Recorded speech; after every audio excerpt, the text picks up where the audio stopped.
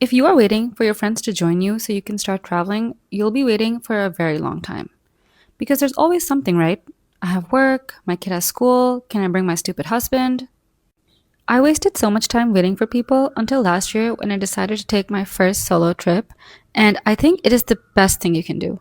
When you are alone outside of your comfort zone, you get to meet so many great people and have so many great experiences that you would not have if you are with the same people that you're back home with. And don't get me wrong, if my friends say that they want to join me, I am all for it. But if I'm being completely honest, after traveling solo for this past year, taking a few trips on my own, I realized how much I love my own company, my own freedom, and just not being bound by other people's expectations and not having any expectations of my own either. So, my advice is stop waiting for your friends, your family, and definitely do not wait for a husband so you can start traveling. Just do it on your own.